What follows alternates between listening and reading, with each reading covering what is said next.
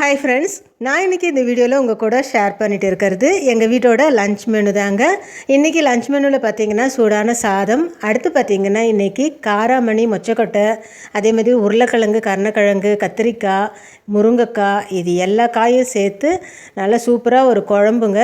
அடுத்து பார்த்திங்கன்னா கேரட் பொரியல், அடுத்து வெந்தயக்கீரை கூட்டு. இது பார்த்திங்கன்னா இந்த சம்மருக்கு சேர்த்துக்கிறது உடம்புக்கு ரொம்ப நல்லது வெந்தயக்கீரை. அதனால் வெந்தயக்கீரை கூட்டு வச்சுருக்கேன். நல்ல தக்காளி ரசம், அப்பளம், தயிர். இது தாங்க இன்றைக்கி எங்கள் வீட்டோட லன்ச் மெனு.